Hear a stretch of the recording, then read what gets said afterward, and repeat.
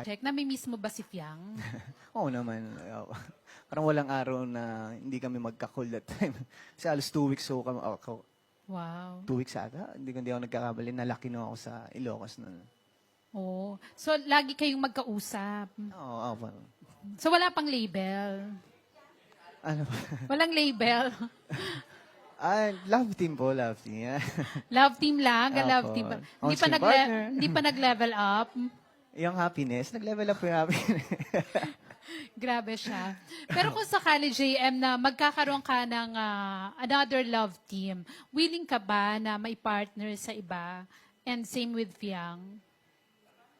Love team, in terms of love team, siguro wala akong ibang pipilian talaga. Honestly, noong pa man naging vocal na ako dyan, si Fiang lang talaga yung gusto kong maging ka-love team. Kung bibigyan ako ng opportunity na magkaroon ng magka-love team, si Fiang lang talaga ako yung pipiliin ko kahit anumang proyekto yan. Mhm. And hindi, kung papipiliin ka, bibigyan ka ng chance na sige, sino yung gusto mong maka-partner sa isang On-screen project? partner.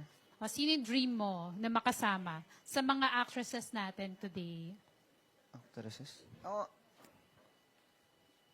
Honestly, puro lalaki lang po talaga na idolize ko eh. Pero siguro kung magkakaroon ho ng ganang klase ng opportunity, ako, as an actor, siguro magiging open po ako. Pero syempre, hindi ko to pwedeng gawin ng wala yung opinion ni Fiang. Unang-una, syempre, kailangan kong ipagpaalam sa kanya. And gusto ko, syempre, malaman ko rin yung saloobin niya patungkol sa project na to. Ganun. Kasi I don't think na magagawa ko yung project na yun nang wala yung suporta na ibibigay niya. Wow. So pag hindi pumayag si Fiang, Baba. Ayun ba? so i-reject mo din yung project kahit gaano kaganda. Yeah, I think so. Ganun po mangyayari kasi kailangan ko pong unahin yung mararamdaman ng Wow. on-screen partner ko ng love team ko. Wow. Bago ko po gawin yung ganang klase ng proyekto. Parang hindi na kailangan ng label. Charot. Yeah. Pero open ka din, JM, kung sakali, kasi nauuso yung mga parang May December affair projects, di ba? Kung sakaling may partner ka like si Joshua, may partner kay Ann Curtis, ayan, open ka sa mga ganong roles. And sino yung dream mo, kung sakali? Sa tingin mo yung bagay kayo? Bagay kami ni Kuya Joshua talaga. Yeah. Medyo.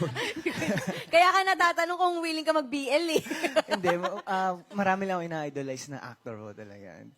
At kung magiging open ho ako sa ganun, same answer lang din ho talaga eh. I mean, as an actor, syempre kailangan ko maging open sa mga ganang klase ng proyekto kasi iba't ibang learnings pa yan eh. Iba't ibang project, iba't ibang learnings yung makukuha ko.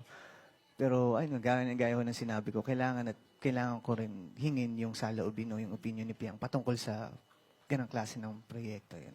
And vice versa, ganun din naman mo siguro gagawin ni Fiang. Grabe. Parang gusto kong isipin si Fiang ang manager. Charot.